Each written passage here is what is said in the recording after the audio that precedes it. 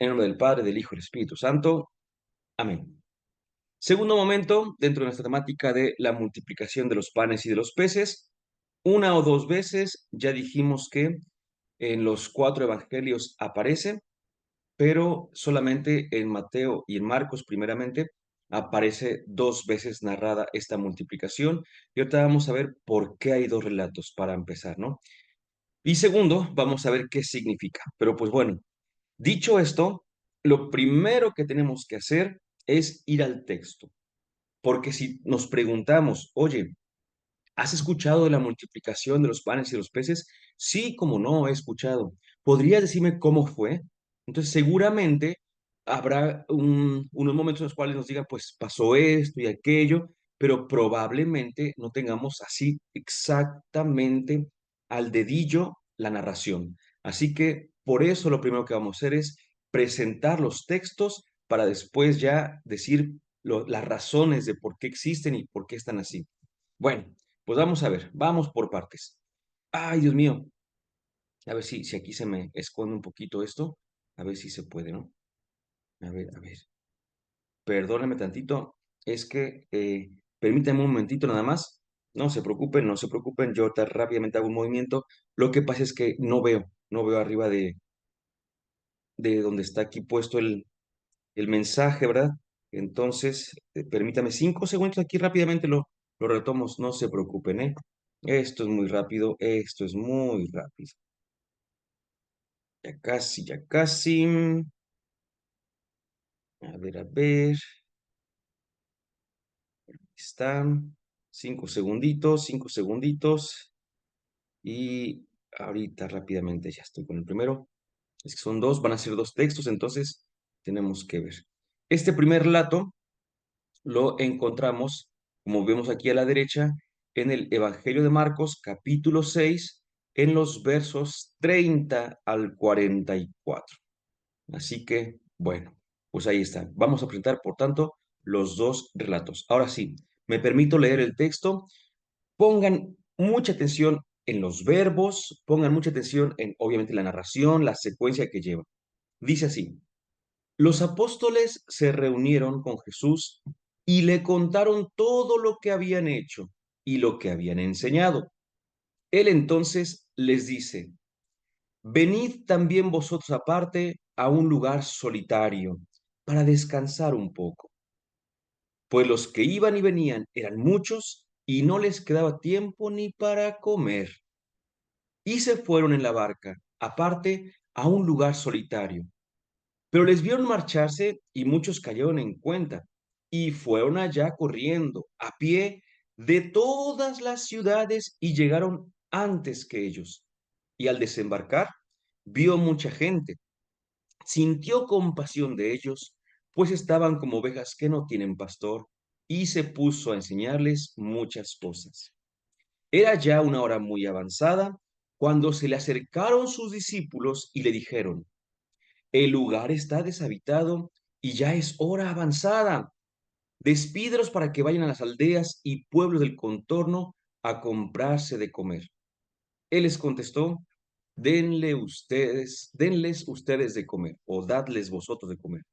Ellos le dicen: vamos nosotros a comprar 200 denarios de pan para darles de comer. Él les contestó: dad, perdón, él les dice: ¿cuántos panes tenéis? Id a ver. Después de haberse cerciorado, le dicen: 5 y 2 peces. Entonces les mandó que se acomodaran todos por grupos sobre la verde hierba, y se acomodaron por grupos de 100 y de 50. Y tomando los 5 panes y los 2 peces, y levantando los ojos al cielo, pronunció la bendición. Partió los panes y los iba dando a los discípulos para que se los fueran sirviendo. También repartió entre todos los 2 peces. Comieron todos y se saciaron, y recogieron las sobras, 12 canastos llenos, y también lo de los peces. Los que comieron los panes fueron 5,000 hombres. Amén. Bueno, vamos por partes. Dice que los apóstoles se reunieron con Jesús y que empezaban a contarle cómo les había ido. Pero ¿de qué trata esto? ¿De qué es esto? Pues es que unos versículos antes han empezado los apóstoles a predicar. ¿Se acuerdan que primero desde el capítulo 3 los empezó a reunir, ya hizo el grupo de los 12, los instituye, y después eso los envía a predicar? Entonces, ya que se van, después de un rato dice, ahora sí, los apóstoles se reunieron con Jesús y le contaron todo lo que habían hecho y lo que habían enseñado. A mí eso me parece muy bonito, de verdad, muy, muy bonito, porque quien ha tenido la oportunidad de predicar en algún retiro, de compartir algún servicio en la iglesia o ese tipo de situaciones, pues se llena de mucho amor y cuando ve a otros quiere contar cómo les fue, ¿no? Entonces estaban muy contentos, pero por lo visto estaban muy cansados, se les veía su carita así, porque físicamente estaban agotados, aunque anímicamente estaban al 100, pero su cuerpecito decía, hay que descansar. Y Jesús, que es excelente para observar, dijo, están cansados, vénganse para acá, vamos a descansar. Vamos a un lugar aparte para descansar un poquito. Bueno, pues los que iban y venían, dice, eran muchos. ¿Por qué? Pues porque si les fue muy bien, ahora ya hay varios que están siguiendo a Jesús y a los suyos, porque pues les enseñan, les ayudan, los perdonan, los curan, ¿no? Ya es una cosa muy, muy bonita y por eso lo están siguiendo. Entonces, dice que se fueron a un lugar solitario en la barca, ya ven que andaban en esa barquita, puede ser la de Pedro, ¿no? Que es lo que más se dice, y se fueron a un lugar solitario y se fueron allá los otros rápidamente. Pero aquí hay una cosa, estamos geográficamente ubicados en el mar de Galilea o lago de Tiberíades, mar de, mar de Tiberíades también le llaman, bueno, tienen esos nombres, ¿no? El Genezaret incluso, ¿no? Lago, bueno, pues en este lugar tiene dos orillas. La orilla que se llama occidental, que vista de frente es la izquierda, y la orilla que se llama oriental, vista de frente es la derecha. Y tiene una circunstancia muy interesante. La orilla occidental pertenece a la Tierra Santa, mientras que la orilla oriental ya no pertenece, mejor dicho, a Tierra Santa. Ahí es, si a lo mejor recuerdan este nombrecito que es Decápolis. La Decápolis era esa zona justamente que ya no era Tierra Santa y estaba al oriente, a la derecha, al este de el mar de Galilea. Bueno, entonces la gente que anda por ahí con ellos, a lo mejor voy a inventar, ¿no? Entre Cafarnaúm y Magdala y todo esto, vaya, Bethsaida y demás, pues esta orilla, vaya, los vieron que se iban pero dijeron, vámonos para allá. Rápidamente corrieron y hasta les ganaron, ¿verdad? Bueno, ya que llegaron allá, dice allí, llegaron de todas las ciudades. Entonces, al desembarcar, Jesús sintió compasión de ellos porque los vio como ovejas que no tienen pastor. Bueno, lo acabamos de leer, ¿sí? Todo esto que estoy diciendo lo acabamos de leer. Entonces, nada más para que tengamos presente más o menos cómo es, porque ahorita vamos a ver las diferencias y es que yo no voy a poder estar regresando la diapositiva para que las confrontemos. Las vamos a ver, por supuesto, ¿no? Vamos a hacer esta confrontación, pero les recomiendo que ustedes tengan su Biblia a mano. Entonces, capítulo 6 de San Marcos, versos 30 en adelante. Vamos a ver, recuerden aquí bien, bien los datos, porque ahorita vamos a ver muchas, muchas cositas que van a variar, que van a eh, diferir o distinguirse de este primer texto. Para empezar, la extensión. Es una extensión mucho menor. Si se dan cuenta, de inmediato nos damos una idea porque en la otra diapositiva se veía llena la pantalla y aparte con letra un poco más chiquita. Aquí vemos la diapositiva y se ve mucho más chiquita, ¿verdad? Tranquilamente, por así decirlo. Y aparte de eso, pues la letra más grandecita. Entonces, la extensión del texto es mucho más breve. ¿Qué dice Marcos? Que ahora estamos en el capítulo 8. Aquí viene el segundo relato y vamos de los versículos 1 hasta el 9. Dice, por aquellos días, habiendo de nuevo mucha gente y no teniendo que comer, llama a Jesús a sus discípulos y les dice, siento compasión de esta gente, porque hace ya 3 días que permanecen conmigo y no tienen que comer. Si los despido en ayunas a sus casas, desfallecerán en el camino, y algunos de ellos han venido de lejos. Sus discípulos le respondieron, ¿cómo podrá alguien saciar de pan a estos aquí en el desierto? Él les preguntaba, ¿cuántos panes tenéis? Y aquí viene la primera diferencia, así que de inmediato la podemos ver. Ya hay varias, pero aquí esta es una de las más fuertes, ¿no? ¿Cuántos panes tenéis? 7. Mmm, ayer eran 5. Ah, caray. Entonces él mandó a la gente a acomodarse sobre la tierra y tomando los 7 panes y dando gracias, los partió e iba dándolos a sus discípulos para que los sirvieran y ellos los sirvieron a la gente. Tenía también unos pocos pececillos, no sabemos cuántos, ¿verdad? Porque allá dice que eran 2, aquí no dice, aquí son unos pocos pececillos. Y pronunciando la bendición sobre ellos, mandó que también los sirvieran. Comieron y se saciaron, y recogieron de los trozos sobrantes 7 espuertas.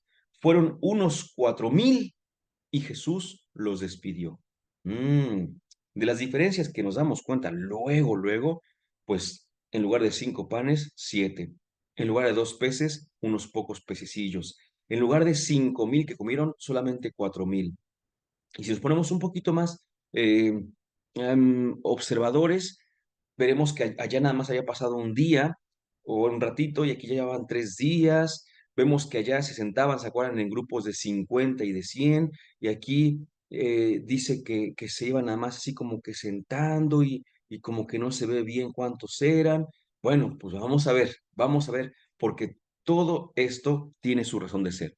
Antes preguntarnos, ¿por qué 2 relatos? Y aquí está el asunto. ¿Por qué vemos 2 relatos? Porque eh, estamos ya comentando desde hace un ratito lo siguiente. Hemos dicho que el Evangelio de Marcos fue escrito en tiempos en los que ya teníamos otros invitados a la cena del Señor. Es decir, que ya por ahí teníamos gente que no pertenecía propiamente a los judíos, sino que ya era, decíamos, cristianos no judíos, no venidos del judaísmo. Por tanto, ¿por qué hay 2 relatos? Porque, de una vez lo vamos a decir, el primer texto es dirigido a los judíos. La primera multiplicación es para los judíos, mientras que la segunda es la famosa, repito, inclusión a los no judíos. De hecho, este segundo texto se ambienta en la orilla oriental. Justamente decíamos que el primero era en la orilla occidental, que pertenece todavía a Tierra Santa, mientras que el segundo es la orilla oriental porque está fuera de Tierra Santa. Son recursos que hace, en ese caso, el escritor San Marcos, vaya, porque es impresionante, impresionante. A ver, permítame un segundito. Ahí está, ahora sí ya puedo ver la pantalla más completita yo. Gracias, gracias, ya la tengo por acá. Listo, sigo entonces. Vamos a ver las diferencias entre estos 2 relatos. Están buenísimas, ¿eh? Buenísimas. Lo bueno que aquí se quedan grabadas. Ah, y para esto, por cierto, de entrada, como me gusta decirles, un poquito dónde nos hemos basado para estos temas. Como habrán visto, vimos a Raymond Brown en primer lugar con la cita que vimos de Raymond Brown en la sesión anterior era de un texto que se llama 101 preguntas sobre la Biblia de Raymond Brown y dentro de estas estaba esta cita que sacamos. Pero también generalmente utilizo de él el comentario bíblico internacional, perdón, y el nuevo comentario bíblico internacional. Entonces, sobre esos dos es que nos basamos de entrada. El contexto también lo sacamos de Tomás Parra Sánchez, de Javier Picasa, entre otros biblistas. Y ahora, en este punto, voy a seguir tal cual a Ariel Álvarez Valdés. Las diferencias las tomo de un texto que él tiene, que de hecho lo voy a mandar al grupo de WhatsApp. No lo he mandado, es un archivo perdón, sí es un archivo, pero es un texto como de 5 cuartillas, más o menos, muy rápido y aquí muy ágil de leer. Ariel Álvarez Valdés escribe muy bien. Entonces, esta parte que vamos a presentar es la más extensa de ese trabajo. Entonces, aquí lo tenemos, lo sigo tal cual, ¿eh? Así que esta presentación de diferencias es una calca del autor mencionado. Bueno, fíjense nada más. Ya dijimos por qué tenemos dos relatos, porque uno va para judíos y otro va para paganos. Ahora, fíjate, primera diferencia. La primera multiplicación dirigida a los judíos se hizo con 5 panes, y eso tiene una razón de ser. ¿Por qué? Porque para los judíos el número 5 era simbólico, representaba el Pentateuco. Buenísimo, buenísimo. ¿Saben por qué? Porque generalmente cuando hacemos una lectura literalista del texto bíblico, ¿qué es lo que decimos siempre? Eran 5 panes, tal cual. No. Es que decir que eran 5 panes no hacía referencia al número de panes, sino al alimento del cual se nutrían los judíos. ¿Y cuál era el alimento de los judíos? La ley del Señor, escrita en el Pentateuco. Buenísimo, buenísimo. Esos 5 primeros libros de la Biblia que contenían la ley de Moisés y que eran el alimento, ahí está, mira, de su alma. Jesús, con los 5 panes, les dice que Él es el nuevo alimento que reemplaza la antigua ley. En cambio, en la segunda multiplicación dirigida a los paganos, se hace con 7 panes. ¿Por qué? Porque según la creencia popular, existían en el mundo 70 ciudades paganas, ¿sí? 70 tribus paganas. Su lista incluso aparece en la Biblia, en el Génesis 10. Por eso el 7 era el número más adecuado para representarlos y no poner 70 panes, sino 7, porque recuerden también que 7 es una alusión a una totalidad de espacio, el 4, los 4 puntos cardinales, y de todos los tiempos, los de ayer, los de hoy y los de mañana.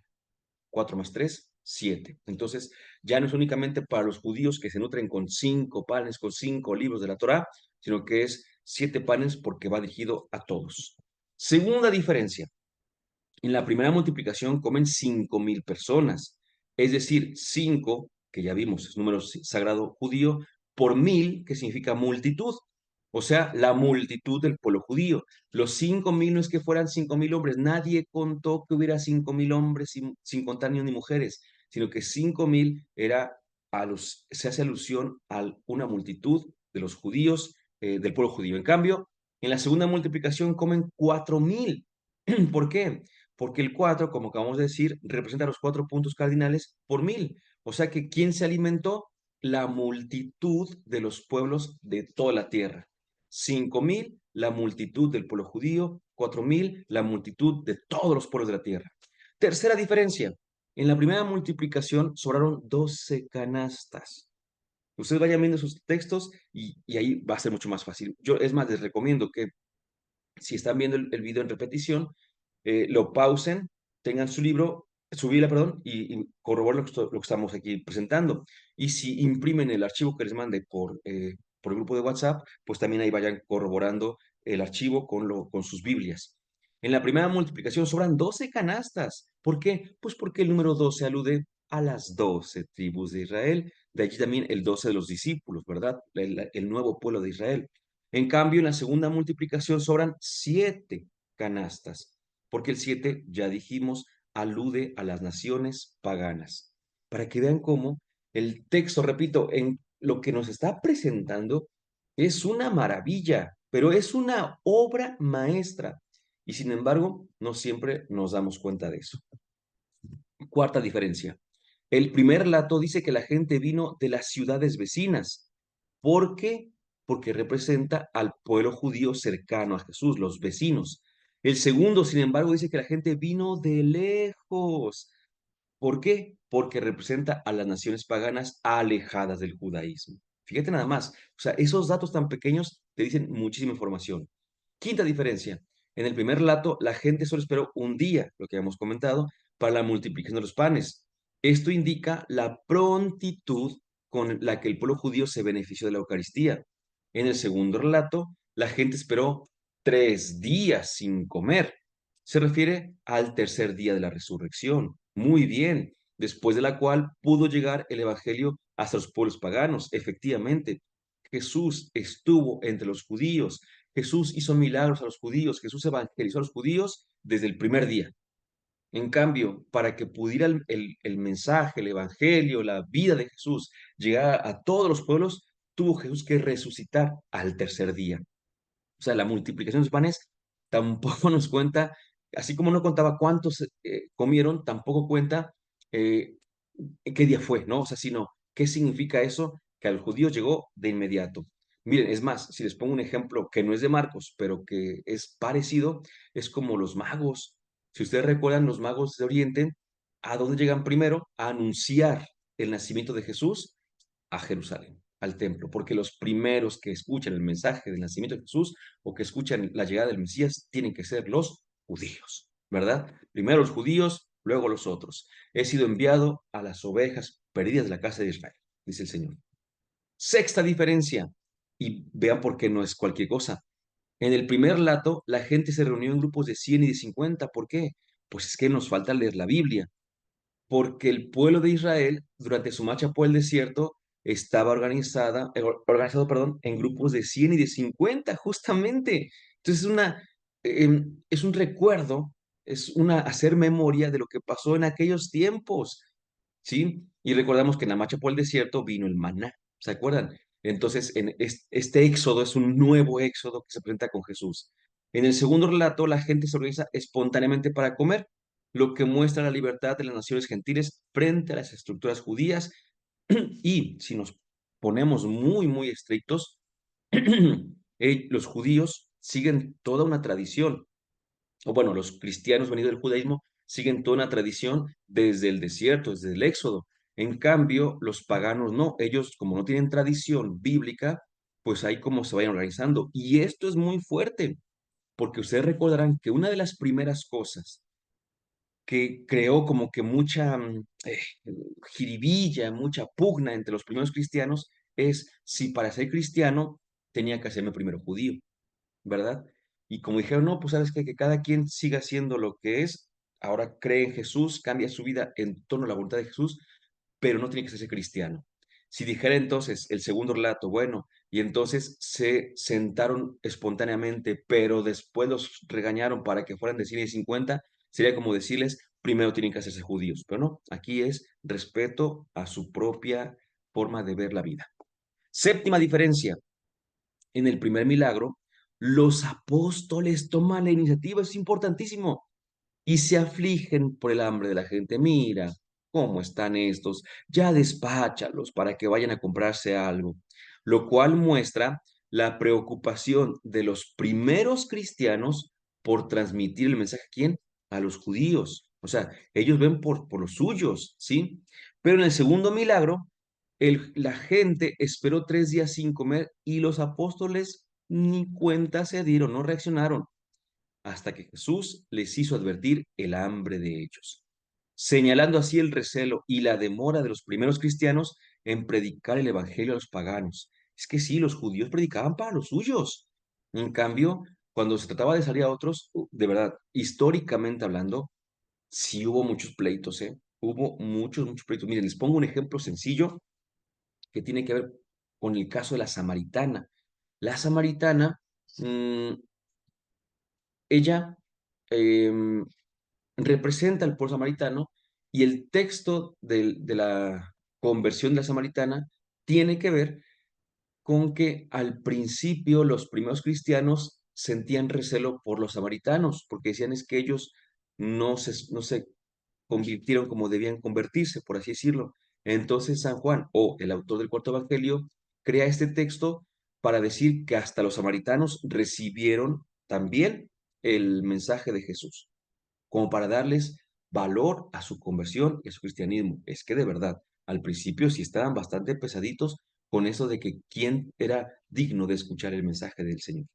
Por eso es que aquí dice, mira, te voy a poner, dice San Marcos, te voy a poner aquí un ejemplito para que veas que cuando son los tuyos, bien que predicas, o sea, te das cuenta de sus necesidades, pero cuando no son los tuyos, pasan 3 días y tú ni en cuenta. Muy bien, fuerte, ¿eh? Fuerte, San Marcos era muy fuerte. Octava diferencia, en el primer milagro, Jesús siente lástima de la gente porque estaban como ovejas sin pastor. ¿Y qué significa esa expresión? Pues es que esa expresión viene en la escritura, entre otros, con el profeta Ezequiel. Y con esa expresión, Ezequiel anunciaba que Dios se iba a ocupar del hambre de su pueblo. Estamos entonces frente a una manifestación de Jesús que se hace visible como Dios, ¿eh? En cambio, en el segundo milagro, Jesús siente lástima también de la gente, pero porque llevaban mucho tiempo sin comer, no porque estaban como ovejas sin pastor. Esto indica que también los paganos, aunque no entraban en la profecía, también son amados por Dios y por eso Él se ocupa de sus necesidades que están como que así focalizadas en el hambre. Novena diferencia. Estamos a punto de terminar las diferencias. En el primer milagro, la gente se recuesta en la hierba verde, por si pusieron atención. ¿Y esto a qué nos recuerda? Al Salmo 22, que bueno, de acuerdo con la numeración, si es la griega o la hebrea, también decimos a veces el Salmo 23, famoso que le decimos el Señor es mi pastor, ¿verdad? El Salmo del Señor es mi pastor. Y en él, ¿qué dice? Que el Señor dice, es mi pastor, nada me falta, a los verdes pastos, a los verdes prados, me lleva a reposar. Estamos ante una expresión, manifestación de Jesús como Dios. En cambio, en el segundo milagro, la gente se sienta sobre la tierra, que simboliza la universalidad, la totalidad del mundo, de donde venían los paganos, de toda la tierra, en los confines de la tierra. Para que vean cómo es que de veras esto no es cualquier cosa. Esto es una cuestión impresionante. Décima diferencia. En la comida con los judíos, ese es buenísimo, ¿eh? Buenísimo. Las sobras de pan se recogieron en 12 canastas. La palabra griega usada, cófinos, indica los recipientes pequeños, tejidos de caña y mimbre, miren, comúnmente usados por los judíos. Muy bien. En cambio, en la comida con los paganos, las sobras se recogieron en 7 cestas, ni 12 ni canastas, 7 y cestas. Aquí el término griego espiris alude a los recipientes grandes de cuerda empleados por los paganos para sus provisiones. El gran tamaño de estas cestas, a diferencia de las primeras, indica la multitud de los pueblos paganos invitados a la Eucaristía. Son detalles que parecieran tan minúsculos, a veces tan insignificantes, pero que en realidad tienen todo un mensaje. Como son judíos, voy a decir un ejemplo así como para que, yo sé que ya lo entendimos, ¿no? Pero para poner un caso que entendamos todavía más, ¿no? Si yo quisiera que nos sintiéramos como identificados, a lo mejor yo podría decir, ¿no? Bueno, pues entonces recogieron todo en su morral. Y nosotros entenderíamos rápidamente que es un morral, por nuestra cultura, ¿no? Pero alguien más podría decir, no, pues recogieron todo en su bolsa X, ¿no? No se me ocurrió ahorita ninguna, ¿no? Y dices, pues quién sabe qué tipo de bolsa será esa, pero a lo mejor ese tipo de bolsa la usan en otro país y en ese otro país cuando escuchan dicen, ah, yo tengo esas bolsas. Entonces se sienten identificados con eso también, ¿no? Por eso es que, repito, todos los detalles que los que vimos de inmediato, como el número de los que comieron, como el número de los panes, como el número de las cestas y demás, esos se ven rápido, pero a veces, ¿qué significan? O algunos otros detalles mucho más delicados, no siempre los tomamos en cuenta. Última diferencia presentada por Álvarez Valdés y que también presentamos nosotros.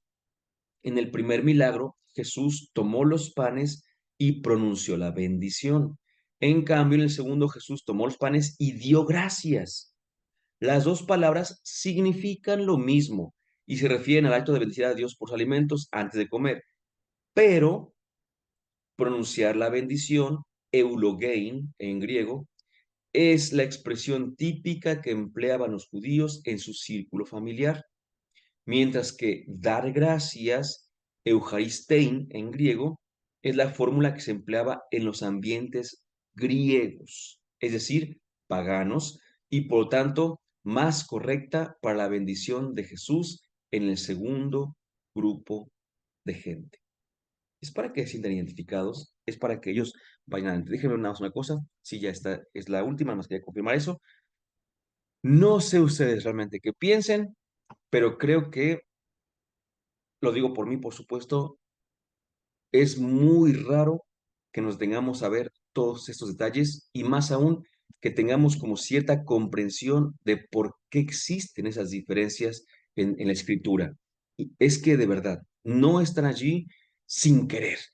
No es que Marcos haya escrito un texto y luego haya dicho, ¿sabes qué? Pues voy a escribir otro, ay, no me acuerdo cómo le puse, no me acuerdo cuántos panes puse, ahorita voy a poner mejor estos, no me acuerdo cuánta gente comió, voy a poner, no, no, no, San Marcos sabía perfectamente cuánto había puesto, cuánto habían comido, de dónde habían comido, cómo se habían sentado, todo eso. Pero por acá, por otra parte, dijo, pero si yo me quedo con eso, entonces unos se van a sentir identificados, pero los demás no lo serán, no se sentirán así. Por lo tanto, vamos a tener que reorganizar este texto. Quiero concluir esta segunda parte, que ya muy buen tiempo, de verdad muy buen tiempo que tenemos. Quiero concluirla diciendo lo siguiente. Mm, Hay varias razones por las cuales llama la atención el duplicado del texto. Dicen algunos, ¿no? Bueno, de entrada, si leemos únicamente a Marcos y a Mateo, pues vemos que son dos multiplicaciones. Pero dicen, oye, pero fíjate que en la segunda multiplicación, por ejemplo, por poner un caso, los discípulos que están allí, cuando Jesús dice que van a darles de comer, como que no saben, no se acuerdan de la multiplicación que acaba de pasar, como si no la conocieran, vaya. El texto sugiere que es la primera vez que se cuenta una multiplicación, que no son dos momentos distintos. Por tanto, con esta y otras situaciones, con este y otros datos, los estudiosos al día de hoy están en condiciones de decir lo siguiente y yo se los comparto a ustedes. Primero digo, lo digo así rápido y después matizo. Primero, en realidad solamente hubo una multiplicación de los panes. La segunda es un recurso literario para poder incluir a los pueblos paganos. Pero en realidad, solamente, históricamente dicha, solamente hubo una multiplicación de los panes. Digo eso y volvemos entonces a la primera pregunta. ¿Cuántas multiplicaciones hubo? Y habíamos respondido de entrada dos, pero lo mencioné más o menos así. Aparecen en el texto dos multiplicaciones.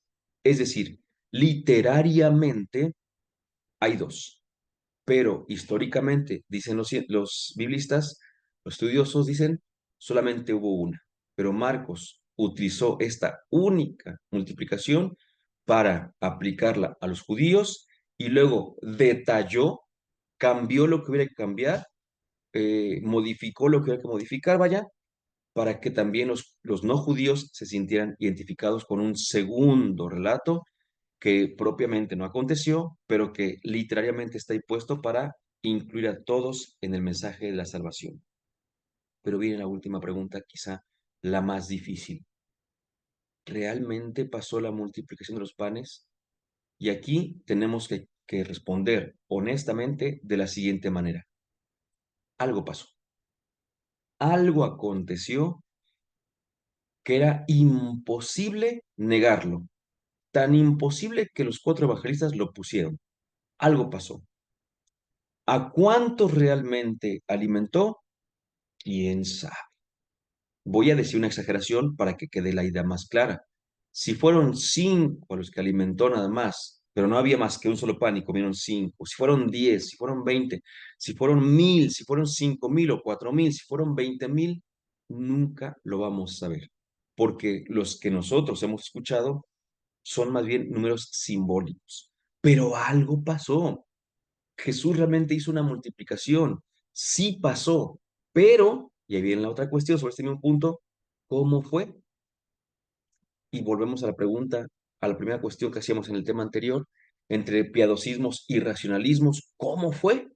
Aparecían de la nada, de la manga de Jesús, caían del cielo, se multiplicaban al partirse. ¿Cómo fue?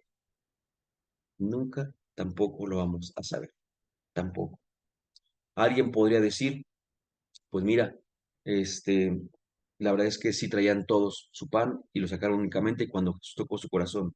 Ya dijimos que esa afirmación es gratuita, no tiene sustento como tal, pero lo que yo quisiera decirles es que tengamos siempre los ojos abiertos justamente a esta cuestión, a que lo bueno de no saber cómo fue, es que el día de hoy ustedes y yo podemos seguir experimentando multiplicaciones que se dan de distintas maneras, ¿sí?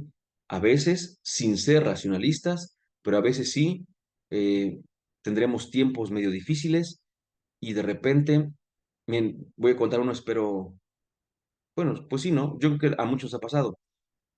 En algún momento que hemos estado así como que medio al ras con los ingresos y todo esto, y le anda uno pensando, bueno, ¿y para mañana qué voy a hacer? Y de repente, ¡pum! Un depósito en tu cuenta. ¿Y ahora? No, pues alguien que hace tiempísimo que tenía una mini deuda contigo, no, no grande, pero de repente dice, mira, me acordé que te debía esto y aquí te mando lo que te... Y dices, bendito es el Señor. Eso, históricamente, tiene una respuesta. ¿Por qué ese día te llegó un depósito? Pues porque obviamente esa persona me debía y por fin me pudo pagar. Pero para el hombre y la mujer de fe, eso es un milagro, ¿verdad? Es decir, el Señor estaba viendo mi aflicción y me echó la mano de esta manera, ¿no? Así como siendo el Señor siempre provee de mil maneras. Entonces alguien puede decirlo así, alguien puede decir, mira, andaba yo sin dinero, no sabía qué hacer y de repente me encontré dinero tirado, no sabía qué hacer y me llamaron para un trabajito, ya con ese trabajito salió algo, ¿no? Entonces como que hay mil formas en las cuales podríamos entender recibir algo de parte del Señor. ¿Cómo le hizo Jesús para multiplicar los panes? ¿A qué se refieren al decir multiplicar panes? No sabemos. Sabemos que algo pasó. Sabemos que Jesús hizo algo que le dio de comer a muchos, muchísimos, y que eso ellos lo interpretaron como una multiplicación, pero nunca se dieron a la tarea porque no era necesario de explicar cómo surgieron tantos y tantos panes, ¿no? Es más, decíamos, pues sabemos que la forma de decir que sobraron 12 canastas o 7 eh, 12 canastos o 7 canastas, pues obviamente que también ya tiene su simbolismo, pero al final de cuentas entendemos que cuando el Señor nos da, hasta eso también tendremos mucho de sobra, por lo cual agradecer. Así que sigamos, nos mantenemos en esa confianza con el Señor porque nunca nos ha defraudado y nunca nos va a defraudar. En el nombre del Padre, del Hijo y del Espíritu Santo. Amén.